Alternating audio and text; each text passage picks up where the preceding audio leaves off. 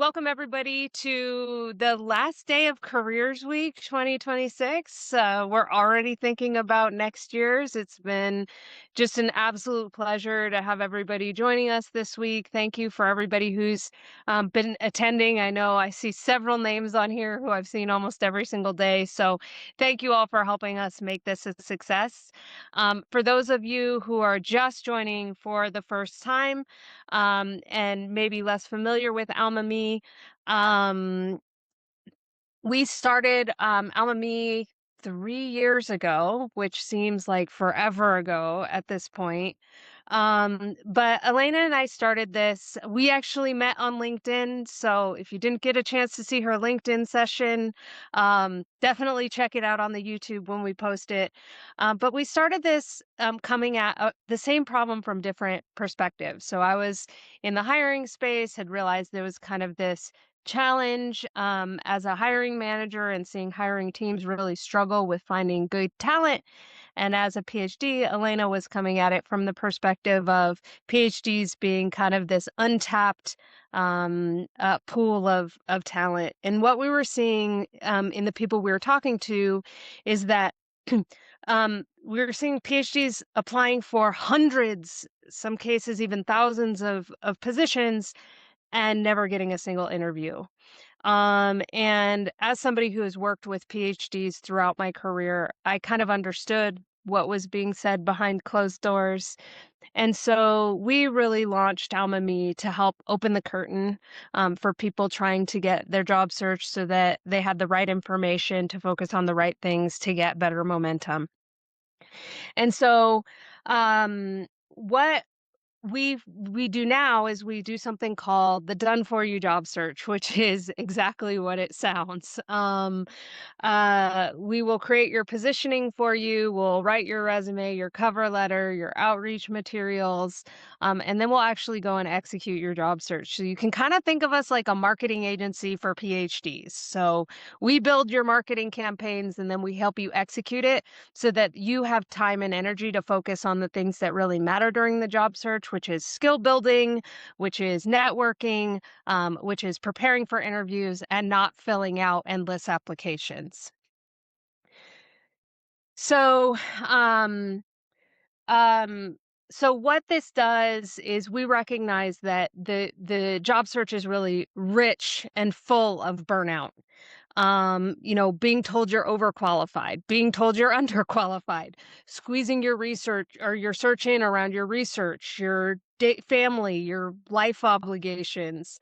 And momentum is important in the job search. It can feel like a second job. And so we take all of that kind of burden out of it.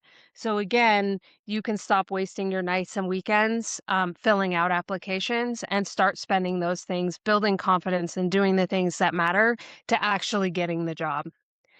And what we've seen through our programs is that people are getting 2 to 3 times more interviews than they would than PhDs who are running their own search. And we're seeing that on average, people are making 23% more than their targeted salaries. So there's some additional benefit to kind of having people on your side who knows what happens behind those doors. So if any of this sounds like something that you're interested in, if you're interested in learning more about our job search program, you can apply through our website. Currently, it's only available in the US, but we are considering adding other countries. So even if you're not in the US, go ahead and apply so that we have the data. We're very data focused as a company to show where people are interested in us taking it next. If you are a university or a career advisor within the university system and want to know more about what we do and how we do it and how it might benefit your students, you can reach out to us at hello@alma.me. And if you're an employer who wants to have kind of vetted, really high quality talent in your pipeline, you can reach out to us. We're working with over 50 PhDs right now in various STEM fields, everything from AI and machine learning to pharmaceutical research to decision science. So feel free to reach out. You can reach out to us at talent@alma.me. So, with that, I want to jump into the main topic of today. I'm really excited. We have four amazing panelists who we had the pleasure of of working with over the course of the past year. We've got Emery Richardson, Michael Remp, Emily Richard, and Sophia Parks here today, which I'm very excited to have you all. And before we jump into the kind of main panel, I'll give you each just like quick minute to introduce yourself and your background, and then we'll get going. And that So choose maybe we can someone. start with yeah, Yeah. sorry, Sophia, and you can all come off mute. So feel free to come off mute. So Sophia, do you maybe want to kick us off? All right, sounds good. My name is Sophia Parks. I did my PhD at the University of California in Riverside. I graduated in 2021, so right after COVID, and I went on to do a postdoc at Stanford University, which I thought would open all of the doors for me. I was there for about 2 years and realized that a postdoc was really just another PhD all over again. So I had the fun idea of moving to Barcelona, Spain to do another postdoc, which was an eye-opening experience. I was there for about 1 year. And notably, I switched research topics every time I made a move. So there was a lot going on. I then decided that I wanted to do something else after I became a mom. I wanted more work-life balance, and I pretty much wanted to change fields entirely into project management, fully remote.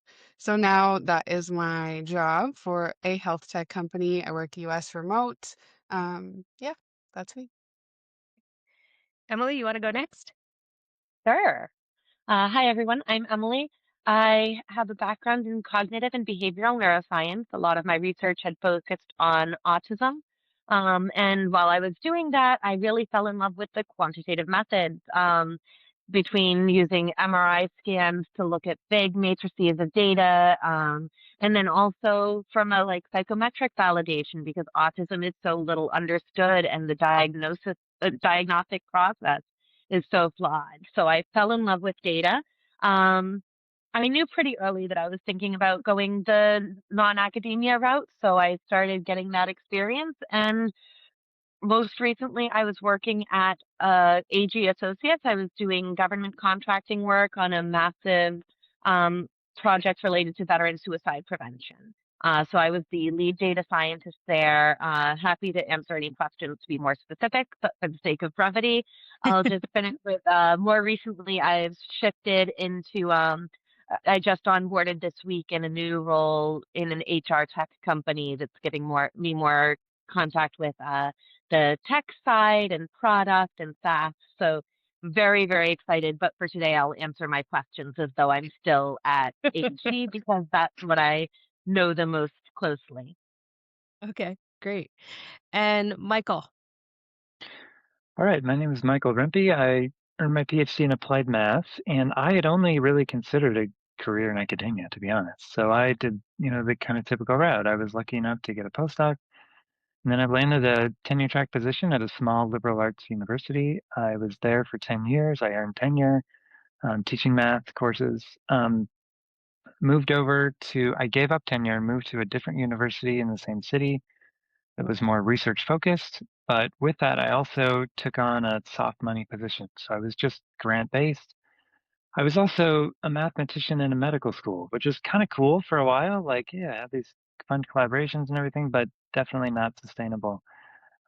So just about a year ago, started the job search and started with Alma Me in June. And in November, got an offer from Grainger. So I'm now what's the title? Advanced analytical analyst, something like that. The title's always weird, but basically a data scientist at Grainger. And I'm still in Spokane, Washington, but I work remotely. Great. And I think you just subtly touched on something that we always talk about, Michael, which is titles don't matter all that much in industry. Yeah, it's such a weird title. Yeah, you're right. um, Emery, what about you? Yeah. I did my PhD in cognitive science at Yale. I've finished in 2023. and then moved into a postdoc at the University of Michigan. And guess I would say that and so like my area was how people learn from each other, how they collaborate, so testimony and time trade-offs. Um, and I guess I would say that I had been sort of into academia, but also sort of on the fence just because I started a little bit later. And I ended up, after doing 1 year of a postdoc, just deciding to sort of jump ship and make life easier for us by trying to get an industry job. But this was happening right around the time also that seemed like, as I'm applying for data science jobs, that the data science market is not great, still recovering from overhiring or something like that, I guess. And spent a year applying pretty intensely. Like I feel like I'd sent out quite a few job applications. 400, I think, was my count, something around there. And I had these very mixed results of sometimes I would get through when I had a referral, but otherwise I would just get radio silence and thought that there's something that I don't know about the way applications work. And so saw alumni and thought that might be for me. And then just had a total sea change, just black and white, like we worked through my resume and cover letter and kind of the way that I was applying, but also confidence in the idea that, oh, I could apply to these data science roles, and I started getting interviews right away. Um, yeah, so that was I'm now a senior decision scientist at PayPal, which is probably actually a good description. Like it feels like it's not quite data science in kind of the way that I thought, but it's also a broader role in some ways that are good and some ways that are just unexpected. Um, but yeah, I'm enjoying it so far. I love that. I love that. And like I love the confidence note. So many times we see the unlock with people when they flip the confidence switch, it just completely changes it. It's like one of those like mental models, which kind of takes me into the topic for today. And I did not set that up with Emery. So but thank you, Emery, for that great lead. Um, so today we want to really talk about kind of the mindset shift that you all had to go through in not only kind of going through your job search, but also now that you're in industry positions, the kind of mindset shift that you have to go through. So you're all kind of within that first 6 months to year of your transition. So I'm just going to lead with just a softball question. Um, be honest. What has been harder than you expected about having a career in industry?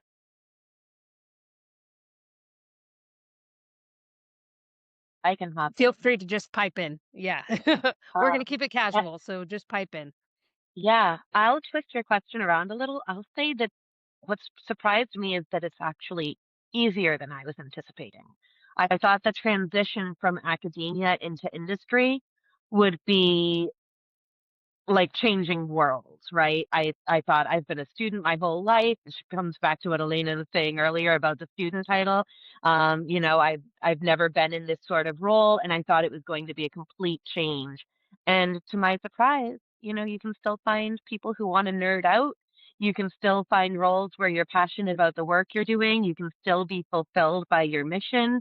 So I think instead of encouraging people to be afraid, I want to do the opposite. I want to encourage you to recognize that you can bring the same strengths to the table and still thrive. Okay, I think I'll jump in because I have a different experience, which is maybe helpful. It has been much harder than I expected, actually. So while Grainger is a great company, I'm really happy to be there. I felt like I knew nothing, to be honest. Like I felt like all that I know a lot about computational neuroscience. I know a lot about differential equations. I know a lot about numerical methods. All that stuff, none of that stuff mattered. It felt like I have gotten to the point where it's like, okay, now I actually do kind of know what I'm doing. I have a clear project with a statistical approach that I thought of. I can implement that. I can run the code, write the code. Great.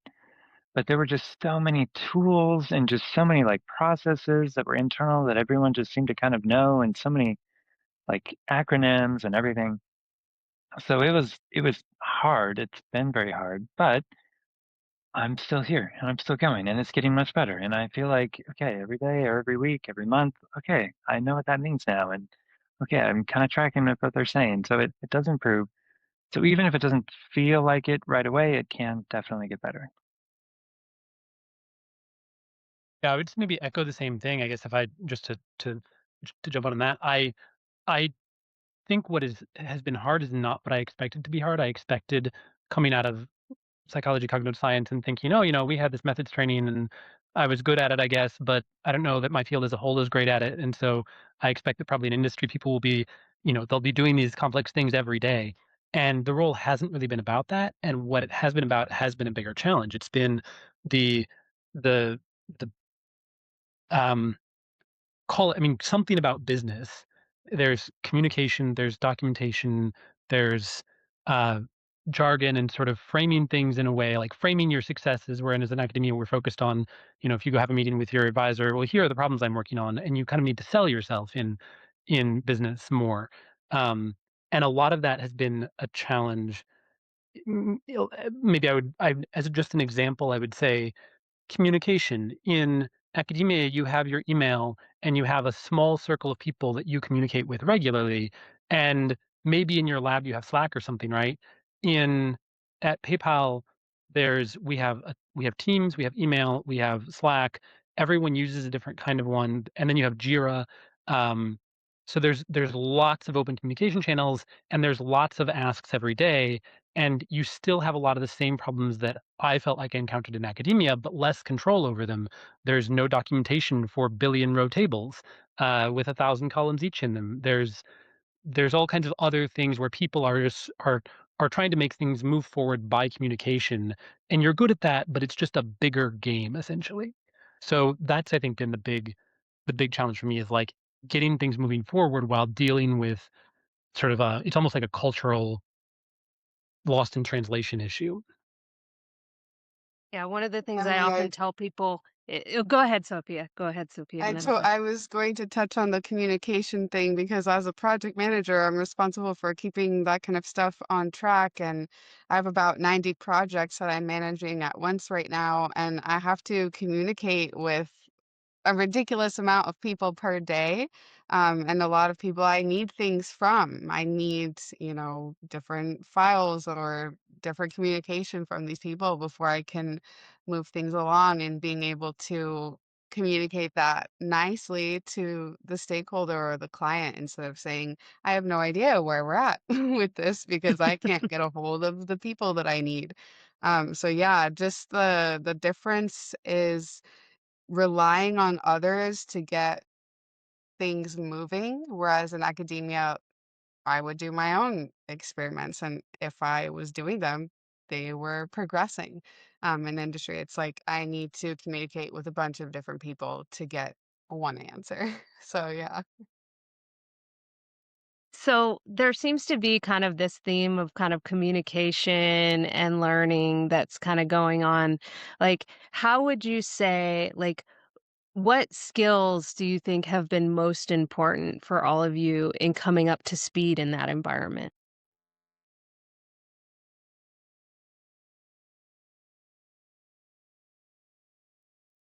I guess for me, I would almost say it's not a it's not a skill, but just sort of a comfort level. Um, like you want to communicate clearly, and you want to keep track, like maybe keeping track of things you can call a skill, right? Just sort of self organization and being organized enough and deliberately. I don't I feel like this is a term now, but like present, right? Like present in a conversation where you are a universal novice with regard to everything that you're doing. And so you don't know what the other people know. And so you don't know, should I push on this more because they're not actually giving me a clear answer versus this answer is something that is unclear because they themselves don't know. Like what should I go look up in somewhere else or ask somebody on my team? Am I asking the right person? And kind of managing all of that at once and being sufficiently organized about it in the context of having, 5 different or 15 different Slack channels and 15 different private Teams chats plus email plus Jira, like that sort of organization and presence of mind in just the way that you organize communication to get what you need, because nothing can move until you've gotten clarity on something and you're not the one who has the information and it's not documented anywhere. So like that kind of thing, it's almost not a skill, it's just sort of presence of mind. Yeah, staying really in the moment. So, Michael, I see you nodding. Yeah, I think along with that, I've just really felt the pace being different. So, if I'm in a meeting and people are using acronyms that I don't know, I'm the new person. So like you, I might think, oh, I should go find some documentation on this. And I was trying to just like quickly, maybe even just like put in the chat, this acronym question mark or something, or can someone just tell me what this means? And people were always happy to chime in, like, oh yeah, that's this. Oh yeah, that's this. But yeah, I agree. It doesn't necessarily feel like a skill as much as a orientation. Hmm. I think something I'll add, and it probably overlaps to some extent, but it helped me once I realized what I was doing. And that's think in terms of systems instead of in terms of individual responsibilities or tasks. One thing that can be a real challenge shifting into industry is doing something well sometimes means not doing it perfectly because efficiency is part of the calculation now. Being able to let yourself move forward with a minimum viable product instead of something that you've had time to perfect and run past 8 advisors and whatever else. So when you start thinking in terms of the system, is the system working? Those sorts of shifts don't feel distressing anymore. It doesn't feel like you're doing things imperfectly anymore because you're thinking, am I getting things to keep moving efficiently? Am I getting things to keep making that progress? Is everything fitting together? Is my role moving at the pace that this other role needs to meet me to move at? And at that point, saying, yeah, this doesn't need to be a complex analysis. We just need a rough estimate can become okay. It can actually feel equally good because now you're also proud that you got it turned around right when the person needed you to, or right when the customer was hoping for it. So that sort of shift in thinking, it can reduce stress a lot and make the ambiguity, because so much of it is just ambiguity, learning to cope with ambiguity. That ambiguity becomes okay if you think of it as a factor of the system instead of a barrier that you're trying to overcome. Yeah. So just kind of that like acceptance almost of like this is just it is what it is. So what would you all say a typical week looks like now versus a typical week when you were in the academic environment? Way more meetings. I don't know about you guys, but I have so many meetings. Yeah, for sure. It's Meetings, it's hard to get time to do what feels like the actual work, and part of the orientation, right, is the, "Oh, we need to move something forward," but if we've got I'm in 3 different meetings in the morning and 2 or 3 different meetings in the afternoon, and I've said I'm gonna do this thing that will actually require some thought. Now it's like it's been a week, and I actually haven't really had any time to do this thing. But it's sort of from the outside perspective, then how do you communicate about, "Okay, well, I said this would probably take a week, but I meant a week of, like, working on it, and I had maybe, like, 3 hours to work on it this week total, and they were in 20-minute chunks." So, it's I would interesting say 'cause oh, go ahead, Sophia. I would say for me personally, the shift has been really beneficial. I used to, worry about what experiments I had coming up on the weekends, maybe the night before, all of that kind of stuff. Now I don't know, log in and I know there's going to be a million things happening, but I'm not worried about them before they happen. There's this level of predictability that where there's only maybe 10 different things that could go wrong instead of like I'm trying to develop something that nobody has ever developed before, a million things could go wrong. If that makes sense, if that resonates with you, like I don't have anxiety about what might happen in my workday. I kind of it's more predictable, so I just handle it as it comes. I'd say a big shift has been timeline. Um, it used to be that I expected a week if something was if I needed to turn something in a week was a reasonable, like, I never asked someone to give me something with less than a week's notice. And depending on their level, I might give them a month or 2 months notice, right? Um, Even in terms of like asking for letters of recommendation, like you try to give 3 months notice if you need something like that from a professor. Now I can get a request and I've got till the end of day to do it, or where we find a proposal we want to pursue and we find out about it on Thursday at 4:30 p.m. and our first draft is due by Monday and we've got to come up with 40 pages. Like it's a very different turnaround time and very different expectations. But realize it doesn't take long to realize that, that doesn't break everything because the expectation of what you're turning in is also different. Yeah.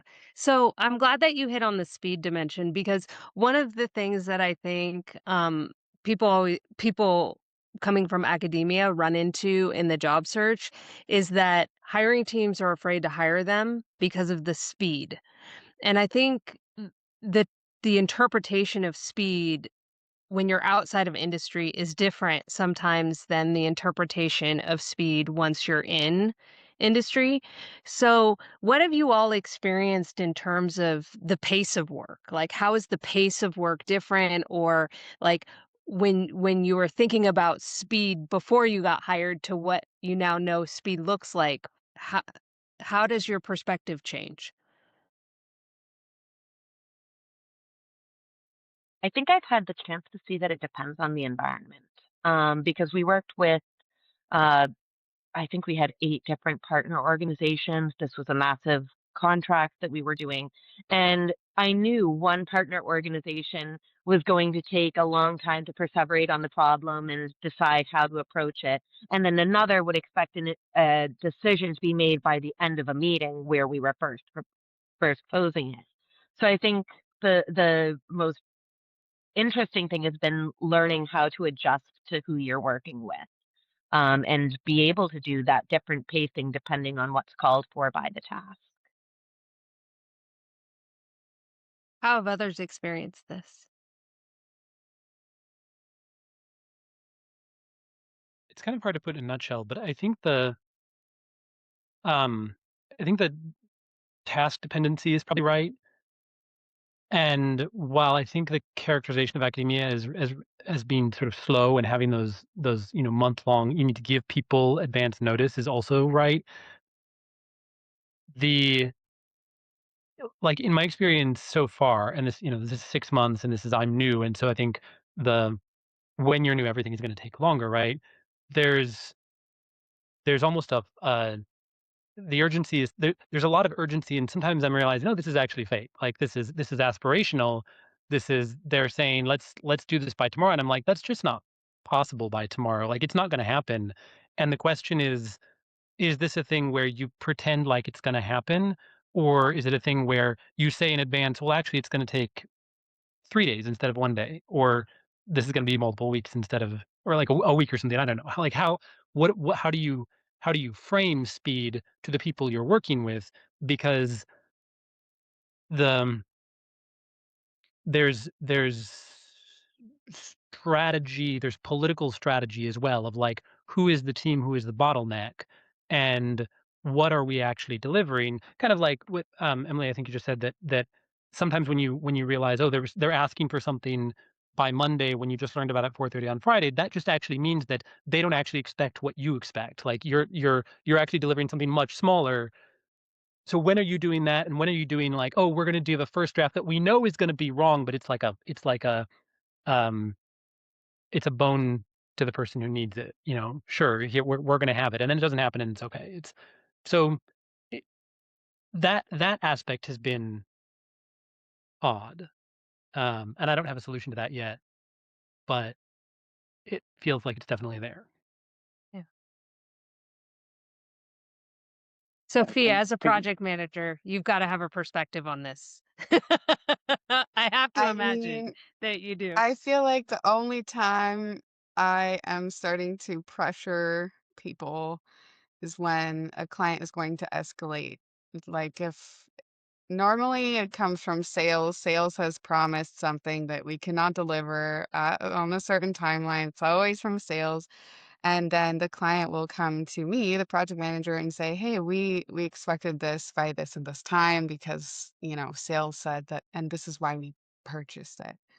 So this is like a communication issue, right? That normally I try to handle on my own, but if it starts to escalate, then yeah, I would ask, my higher ups to help me with that.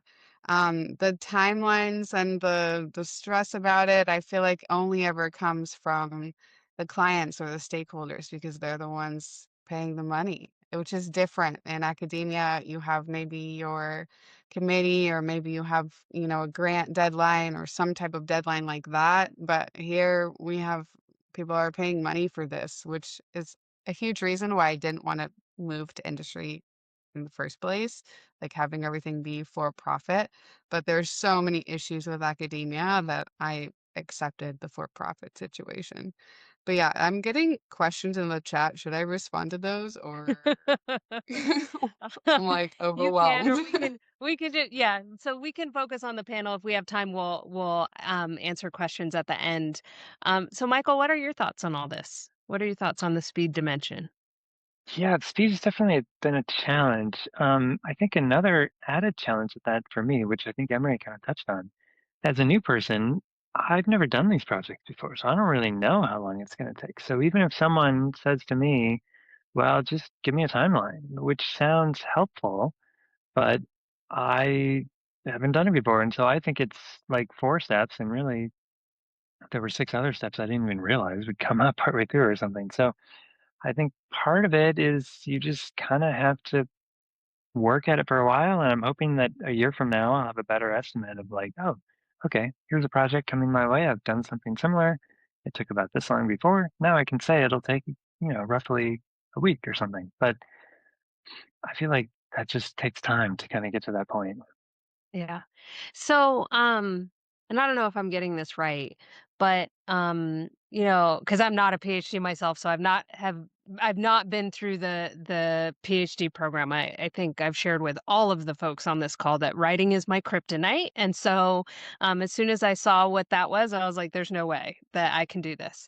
But one of the questions I have for you, because academics, I feel like when you're in your PhD program, you're kind of expected to jump in and just do and know everything, right?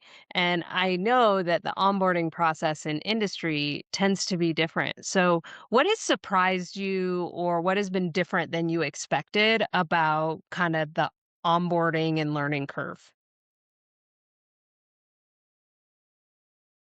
I don't want to be the one to jump. Oh, go ahead, Emily. No, go ahead, please. I feel like I'm always jumping in first here, but this is one where it feels like it's a big difference. I would say it's almost the opposite, that in the PhD, it's a learning process. You are doing something that everyone knows no one has ever done before.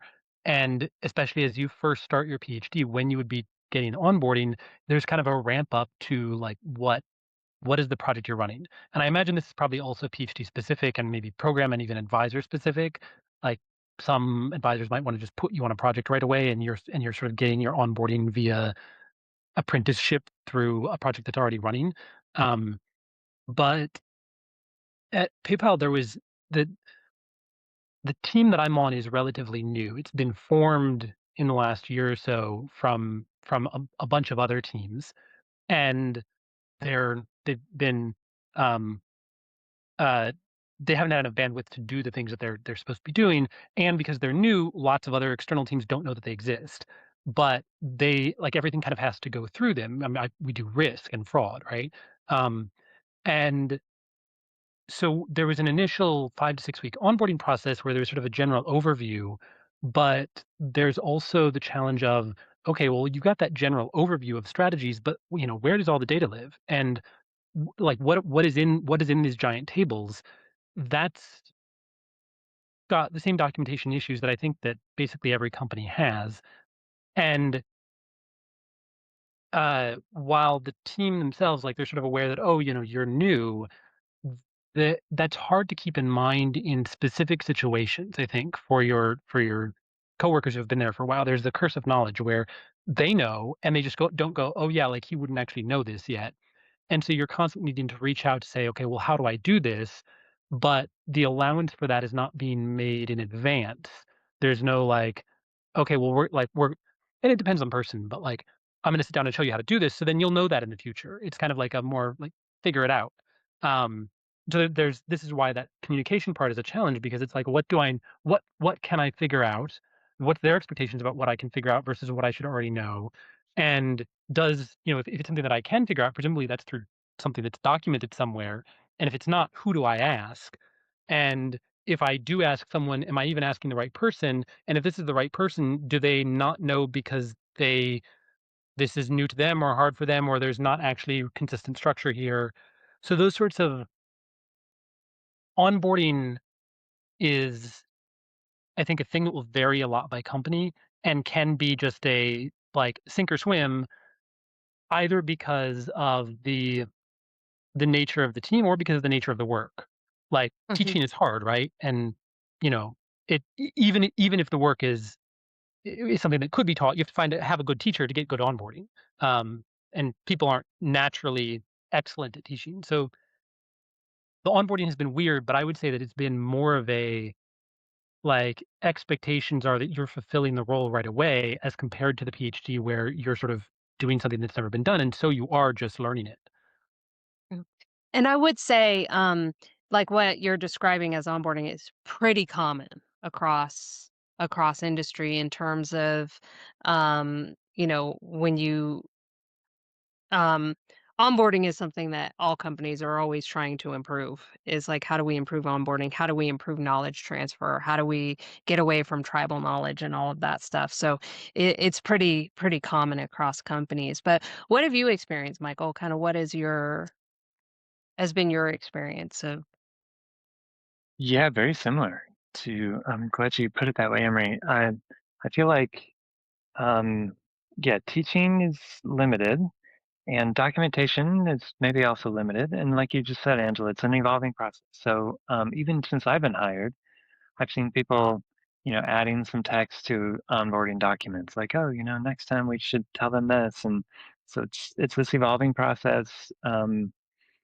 it does kind of feel like, oh, I don't want to bug this person to like ask them the 15th time this week, like something that I don't know if I'm just supposed to know, but when I do reach out, every time people have been like, oh yeah, it's no problem.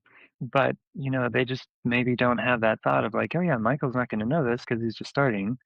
Um, and so it does feel like it takes maybe a bit of effort on my part, which is, like you said, very different than academia. Everybody knows if you're a first or second year graduate student, of course you don't know anything. Like that's just how it goes. And of course you're going to have your own project and it's going to take time and blah, blah, blah. But it's different in industry because things need to be done quickly. So yeah. you kind of have to be maintaining that balance. And what would you say because, and I know I've talked with you, all about this at some point, about the allowance for error. Because there's kind of this trade-off that we know happens, right? So academia teaches you to question everything before you start. Academia rewards depth, it rewards thoroughness, it rewards rigor. Um, but in industry, we often reward speed and good enough. And I think Emery might have touched on this just a little bit. In industry, we need you to kind of just move, right? And so, what has your experience of that been?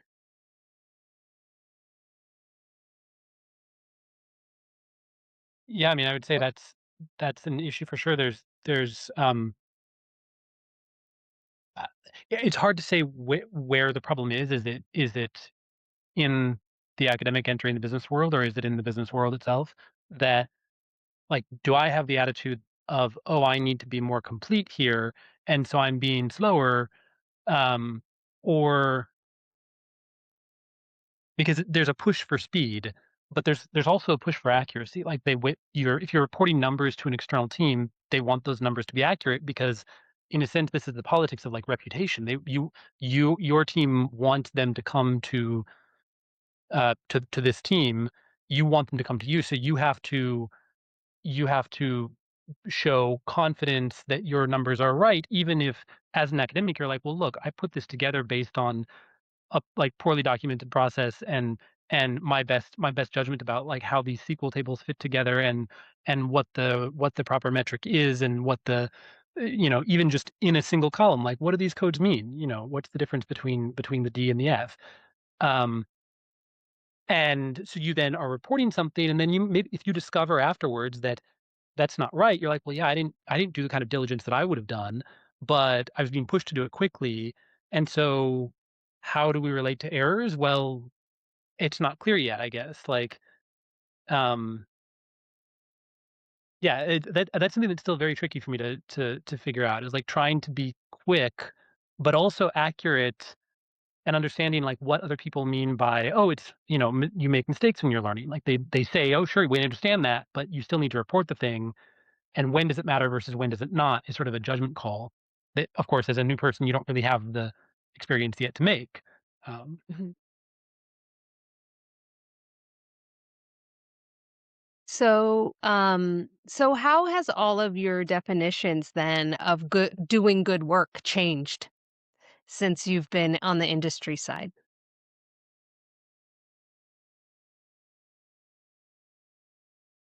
I'll jump in with just a little bit here.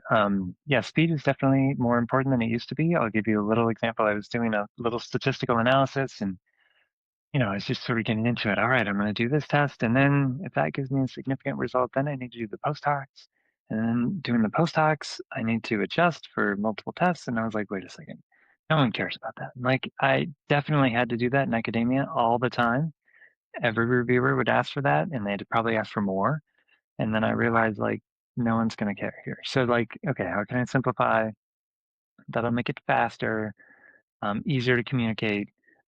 Still good, I think. Like, I definitely don't want to like do shoddy work or something, but it doesn't need to be as in depth. There's no reviewer that's going to come to me, that second reviewer, third reviewer, or whatever, and say, you didn't do enough statistical tests, or you did the wrong statistical tests. You need to do this and report this number. No one's going to do that. They just want to know the upshot. Yeah. And a lot of times that's because we have other information that we're feeding into whatever we're doing too. So it's like it's not just the pure statistics that have to prop it up. There's lots of things that prop that decision versus just the statistics versus just that mathematical result, which is, I think, different and sometimes shocking for PhDs when they come to the industry side because we're also using qualitative judgment to say, like, is this the right direction? Is this we rely on face validity, to say, like, Yeah. is this doable, right? Does this make sense? So Is this doable? Exactly. I'll just chime one more comment and let someone else speak. But I did this statistical analysis, and I was like, great, here's a solution. This is what we need to do. And then it's like, well, how much is that going to cost? Like, and is that cost worth it? Like, if we make all these changes, are we just better off? And I was like, oh, I didn't even think in that direction. But that is obviously important. It's not just, I did this analysis, here's what I got, here's what we should do. A lot more things involved. yeah, yeah. But I think also that can take some of the pressure off too. Because like your input is not the sole decision making criteria. There's a lot of things that go into it. And so it's if this is one data point, if they decide to not go forward with it, your whole reputation isn't ruined. You know, it doesn't shift your career if they don't go with Yeah. a recommendation. Yeah. Yeah. So, Sophia and Emily, what about the two of you? What has changed about your definition of good work since you've crossed over? So something that I've had the opportunity to do in my role at AG was build up their data science community of practice. And in doing that, I got to see what aspects of statistics people still remembered and what they kind of hadn't done in a decade. So I did a weekly lesson where I refreshed people's memory on stuff they may not have touched in a while. And that really redefined for me what expectations I saw because I was able to see these brilliant people who had accomplished so much, who couldn't off the top of their heads define sum of squares, for example. And that's totally normal and totally reasonable, right? But because that just wasn't an aspect, they didn't need the theory anymore. They needed to know how to do it. So I think that my definition of doing things well has shifted away from like I still think it's important to know the underlying theory. Don't misunderstand. I think that's one of the things that sets me apart in my role is that I know those things and can still explain them and it's but it's a more niche role. It's not the only way to succeed. So I've started recognizing more value in um how to put it, more value in what you can do with what you know and less value in what you actually know. So I think that would be my suggestion is don't think so much about like can you list what classes you've taken or what grades you got. Think more about where have you had a chance to implement it. And that might not be in a career role. It might be that you're talking in your resume about something where you help someone with a project. For one of their classes, but that project happened to turn into a publication. And you were the one who suggested that they do this sampling instead of that sampling, and that changed the number of participants they could get. That is an impact. So sometimes it's less about the complexity and more about what people were able to do with it, is what I'm Mm, trying to. yeah. What about you, Sophia? How has your definition of good work changed? Mine has changed. It's so easy now. I have a little green, yellow, and red tracker. So if it's how many of the projects are on schedule, how many are off schedule, and there's key metrics. So this is something that obviously wouldn't really exist in academia, but for me, it's nice to see, at the beginning of the week versus the end of the week, how many projects was I able to move to green. And even though that's not always up to me, it reminds me that everything is moving in the right direction, or maybe some weeks everything is moving in the wrong direction. So the measurement is a lot more visible, and it's not just objective. Like, do I feel like I did enough experiments this week? It's like, did I communicate with everybody I needed to? Did I work on the projects that were, you know, falling off track? So, yeah, it's a lot more subjective. It's not just up to how everybody is feeling that week, which is something that used to drive me nuts in academia. And so for all of you, because I do want to leave some time for audience questions. Um, but what has surprised you most about yourself since making the move into industry?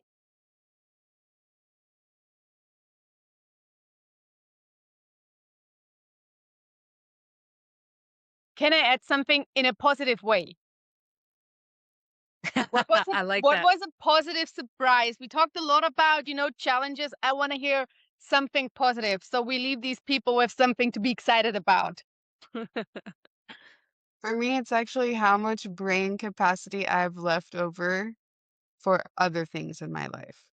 So I used to have to use all of my creativity, all of my effort, right? All of my like intellectual capability to do my postdoc, to do my research.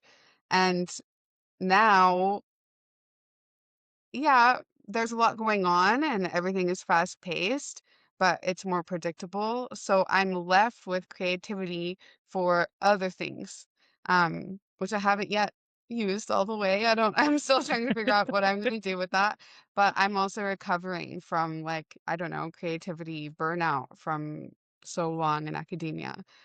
So I can see that side like coming back for me, and that is invaluable for now and my future, I feel like.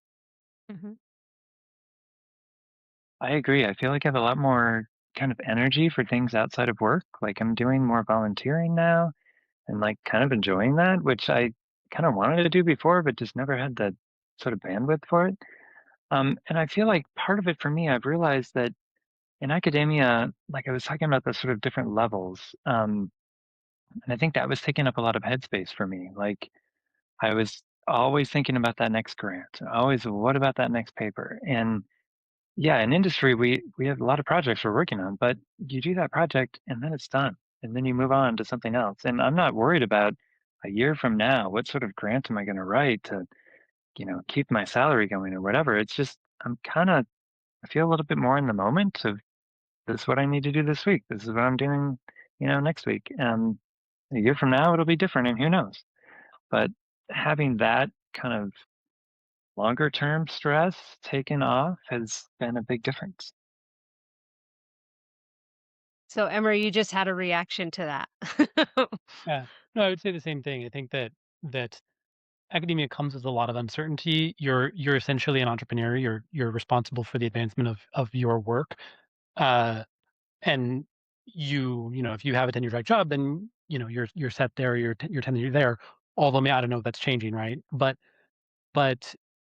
I think for me the positive about industry is that there's still interesting work and I think there's a lot of ways to find interesting work. So like I like the analytics, um, but you're doing it for salary and you're gaining a set of skills that transfer into sort of like a more stable job pool essentially. It's like, oh, I'm still learning skills here. I'm learning a different kind of work management, time management, collaboration management that are going to be really useful, but also will allow me to work in a context other than just, oh, I have an academic job and I'm coming up with all kinds of cool ideas and getting to pursue them, but I have to do that nonstop in order to and get in my case um I was not already tenured, so like, get into a tenure track job that you have you have organizations that you can work for and problems that you can solve where those problems are more common. Like you can you're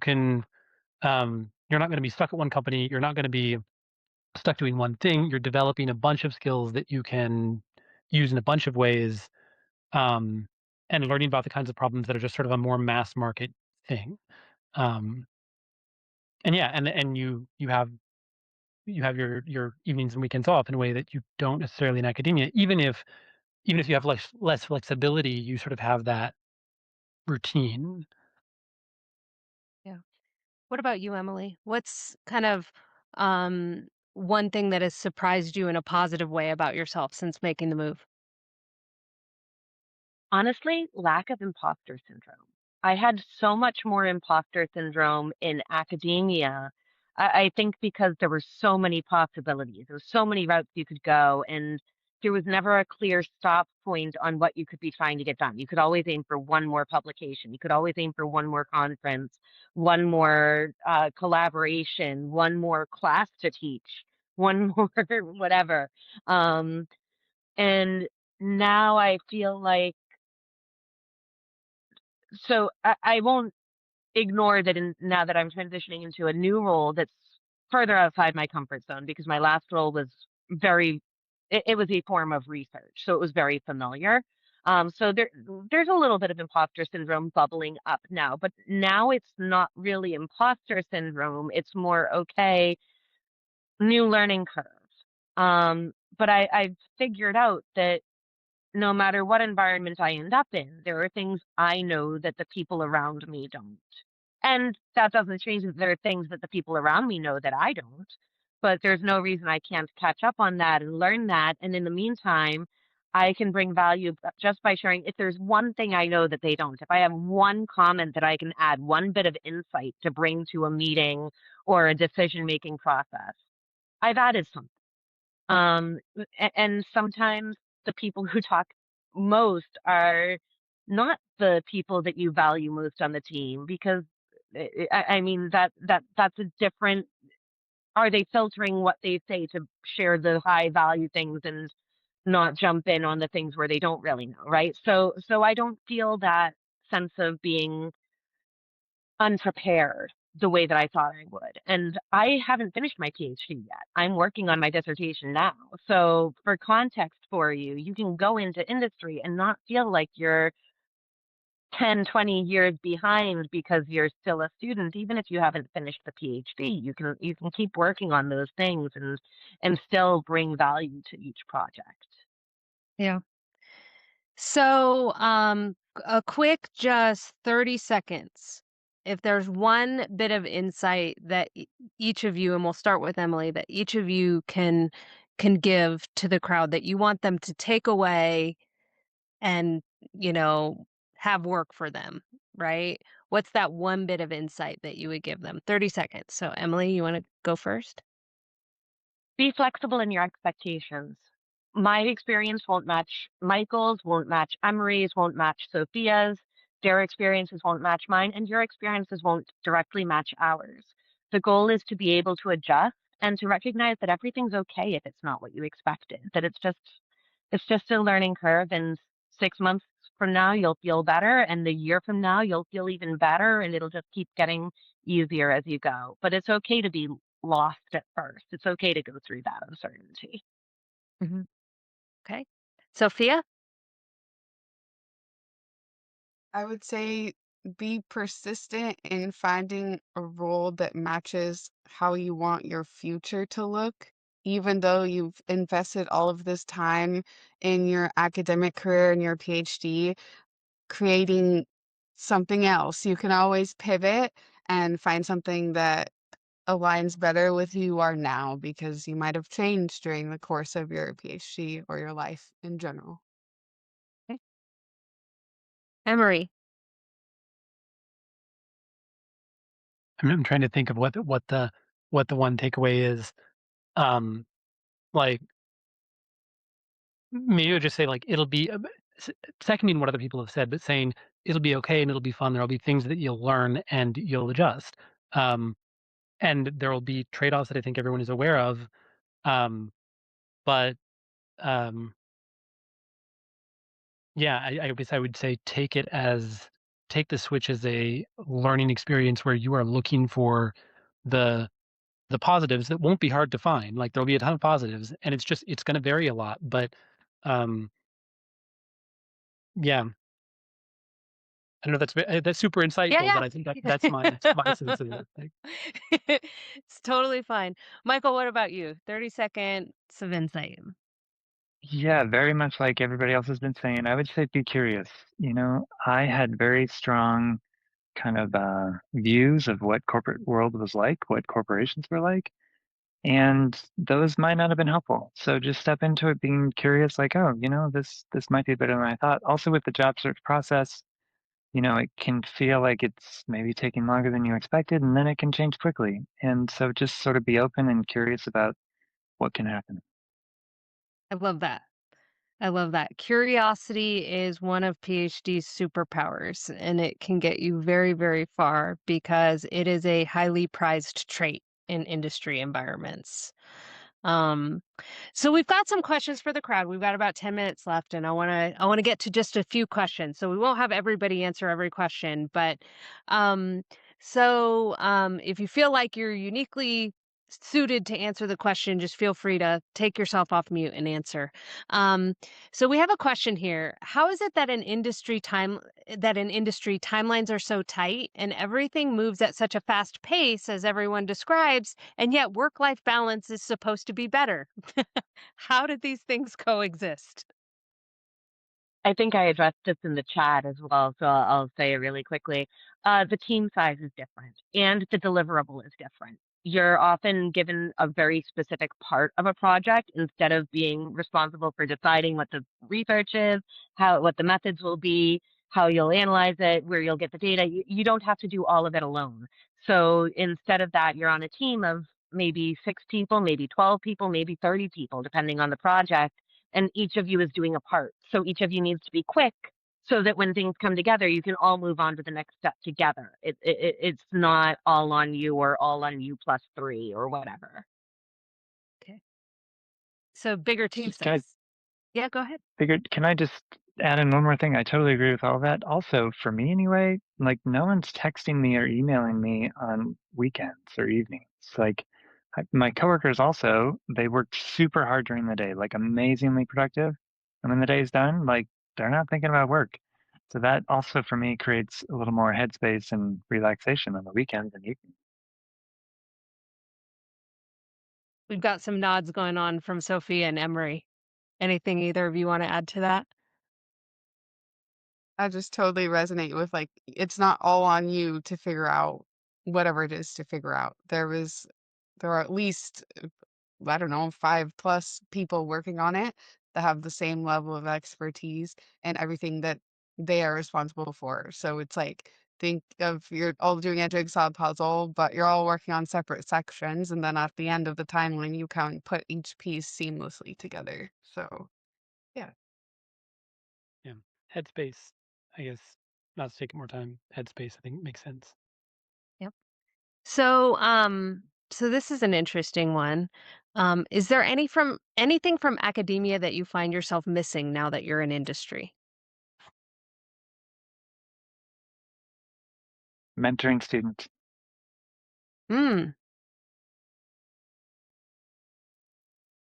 A little bit total control of her schedule. Like my wife is an academic, and so she has summers, off in the sense, right? Like she has no teaching, so that gives her flexibility that I don't have.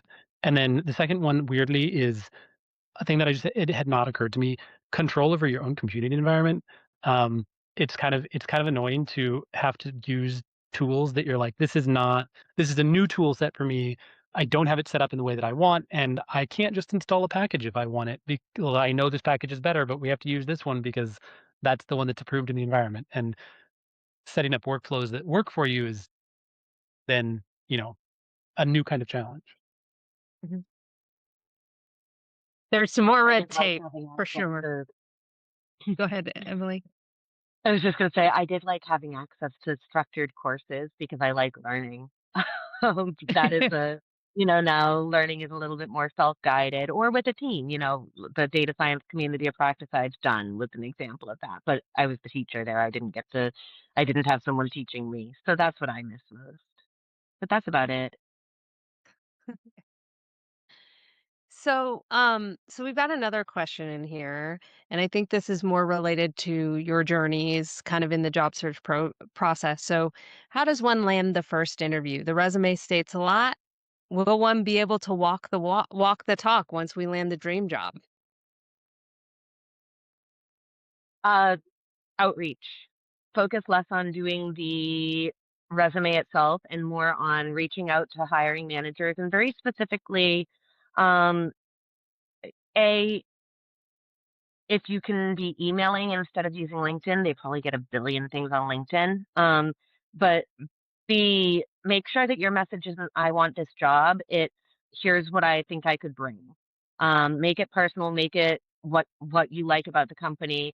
Just put that extra effort in so they know that you're not just applying to every job that you can find. You chose them intentionally. That makes a really, really big difference. And then call on Alma Me for help if you have the option, because I wasn't seriously, that's actually that's the biggest difference. That I wasn't soliciting a plug actually, but thank you, Emily. it had to be said. I know not everyone has that option, but I mean, I ended up at 40% more salary than what I was targeting when I started with Alma Me, and I was going down in my standards when I joined them, and just that shift in how to frame myself was a game changer. So, yeah. I would What actually about it? say, oh, sorry. Go ahead, Emery. Uh, Also similarly, sort of plugging on me, something that I didn't. That was just one of the big things that Angela helped with was that I went into interviews confused by the like, oh, I need to explain myself in 30 seconds to somebody that I know doesn't know anything that I know. That's just not the game. I can't remember exactly how Angela put it, but like essentially, if they're interviewing you, they already think that you're qualified. The goal is to make them like you, and that just makes things so much easier to think I'm just having a conversation, and oh, I need to give some breathing room to the conversation and not immediately jump in and over explain because that will screw up dynamics. And comfort additionally with then being told like, yeah, I've looked at your resume, I've hired hundreds of people, and you're qualified. It's fine like that part of the interview is a thing that I think comes naturally to some people in academia. Like if you're just sort of more of a there's a certain kind of people person, but for some people it can be hard. For me, it was something that it needed to be said to me, and I was like, oh yeah, I'm overdoing it because something hadn't yet clicked about the the purpose of the interview. Yeah, I would say like the cultural fit is the most important. Like you already have a PhD, you can learn how to do anything. But you can't really change who you are and how you interact with people. And since everything is so collaborative, it's important that you get along with your team, and that your team gets along with you, which I feel like is what they are assessing when you go for your interview.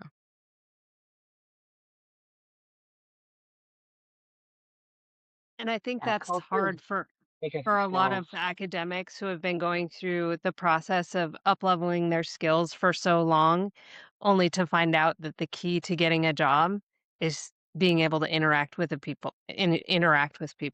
And we get a lot of pushback on this, and I know I've had conversations with multiple of you on this call when we first started the coaching process of like, that doesn't make sense. Like, that doesn't make sense to me. Why is it like that? But I think as we've heard on this call, now that you all are seeing how much time you're spending in meetings, that's why we want to like people. Um, so, If um, I can Mike, quickly say okay. something before people get scared, though, that doesn't mean you can't be neurodivergent and succeed in job interviews. I'm neurodivergent. Many people on my teams have been neurodivergent. That is okay. You don't need to be the perfect socializer. You just need to be able to show that you're someone who they'll be able to work with. And every company, that culture is different. So don't be afraid if social is scary for you. Just let yourself be you, and you'll find the company where you fit. Mhm. So last but not least, Michael. Um, Oh, I was going to say, in terms of the job search and application process, of course, alumni was like definitely instrumental. But I also, something that was helpful for me in terms of framing it kind of mentally was I had to kind of think of it as a game. And I maybe didn't agree with the rules of the game. And there were days I thought the game was maybe kind of stupid, but it is a game and you have to kind of play the game. And like Emery, I think was kind of alluding to, I would launch into these long answers that I thought were super interesting and I would want to hear about on the other side, but that's not how the game works. That's not what they want. That's not what helps you kind of score points or whatever you want to call it in the game and sort of move forward. So that helped me a little bit to sort of take a step back from it and make it less about, um, am I doing this right or not? But just or do I agree with how this is going or not? I think it's maybe stupid how they judge on this and not that or whatever, but that's not helpful. Just it's a game. I need to learn how to play. I love that. That's a phenomenal note to end on. It's the game that you have to learn how to play. So with that, I want to thank all of you for taking the time out of your days to share your story, to share kind of what you've going through, to be vulnerable in some cases with what you've gone through. I really appreciate it. You guys have brought an amazing number of insights to the table, and I think again helped us pull that curtain back a little bit about what is it really like on the other side. So thank you all. And with that, I will hand it over to Elena for our closing session. Before you all leave in the panel, I think we should redo this in a year's time. Next Careers Week 2.0. I would love to hear how a year from now you may tell different stories. So that would be so interesting. So I'm going to let you know, but know that I'm going to reach out about Careers Week 2.0 to hear how this 1 year in between, yeah, how you guys have developed, evolved, how maybe some answers would be different. No, I really loved it. Thank you so much for sharing your experience. I think everyone in the audience learned so much about what it's like to make the move. I think we can recognize there are challenges, but I also think we can recognize there is a lot of benefit on making that move and staying open. And yeah, thank you so much for your time.